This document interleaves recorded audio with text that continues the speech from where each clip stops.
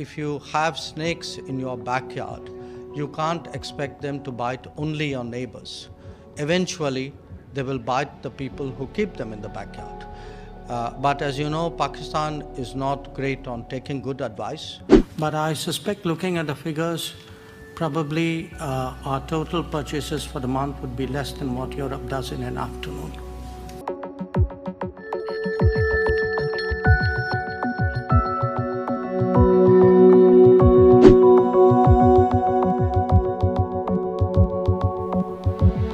I read the reports on what Minister Hina Rabani Khar said.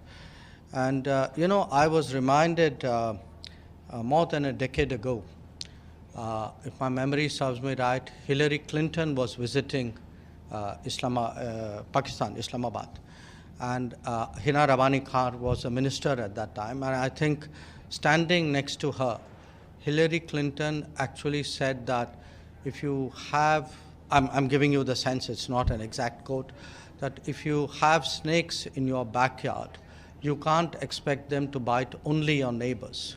Eventually, they will bite the people who keep them in the backyard. But as you know, Pakistan is not great on taking good advice, and you see what's happening there.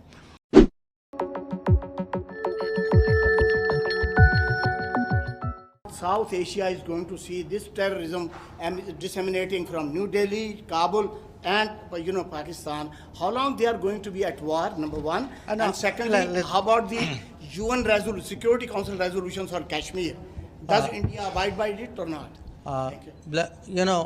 You're asking the wrong minister when you say how long will we do this, because it is the ministers of Pakistan who will tell you how long Pakistan intends to practice terrorism. So look.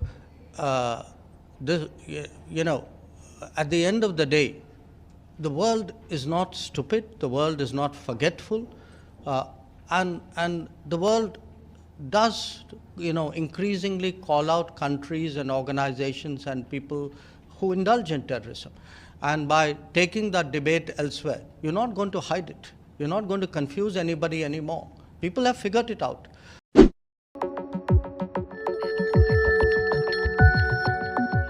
The question of justifying what the world regards as unacceptable should not even arise.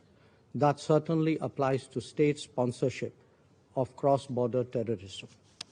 Nor can hosting Osama bin Laden and attacking a neighboring parliament serve as credentials to sermonize before this council.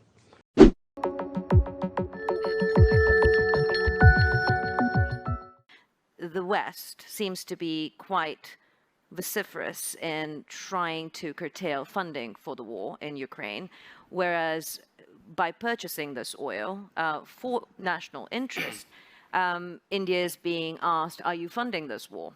So, look, I don't want to sound argumentative, but then tell me buying Russian gas is not funding the war? Why is it's only Indian money and oil coming to India which funds, but it's not gas coming to Europe which funds? Look, somewhere, let's be a little even-handed out here. And even this, look, the whole narrative that it's gone up 9 times. It's gone up 9 times from a very low base. And it was a very low base because at that time the markets were more open. Why if countries in Europe and the West and the United States are so concerned, why don't they allow Iranian oil to come into the market? Why don't they allow Venezuelan oil to come into the market? They've squeezed every other source of oil we have.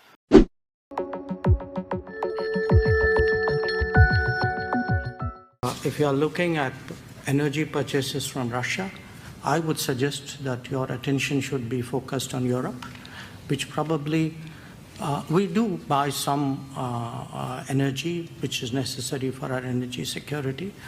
But I suspect, looking at the figures, probably our total purchases for the month would be less than what Europe does in an afternoon.